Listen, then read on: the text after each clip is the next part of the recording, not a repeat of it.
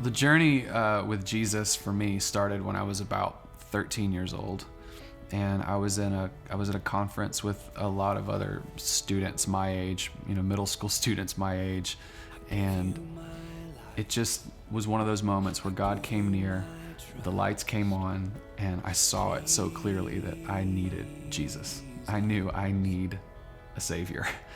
And very soon after that moment, I realized that my life was now going to count for something much bigger than myself. And I knew that the whole trajectory of my life had changed. And I'd always loved music. I'd always been a fan of music. I'd always listened to music. But I knew after that moment, for some reason, I knew I need to pick up guitar. I need to start playing and creating music. And so very soon after that moment where I met Jesus, I picked up a guitar and I started to figure out how to play and how to sing and how to write songs. And trust me, it was not very good when we first started, but there was something so electric to me about creating music. And I would sit in my room for hours and play and sing and write. And very soon after that, my youth leader, my youth pastor, he said, "Hey man, I heard that you've been playing guitar and you've been singing a little bit.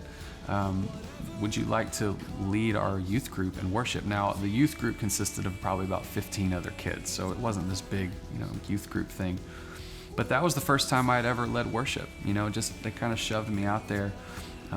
But the real amazing thing about that day is that the songs that I were leading were songs that Chris Tomlin was writing. It was songs that Passion was putting out. And I knew that if I was going to lead worship, I knew the songs already that I wanted to lead. And they were songs that these people called Passion were putting out. And I had, even as a young 13, 14-year-old kid, I would listen to Passion records and know, man, the power of God is on these recordings. It was just recorded music, but I could feel the presence of God coming off of these songs.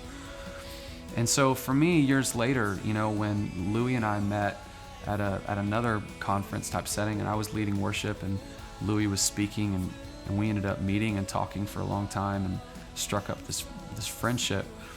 For me, it was just a trip to know, man, that I had been so encouraged and touched by Passion music for so long. And now here I am striking up this friendship with Louie Giglio, the visionary and the leader of this movement.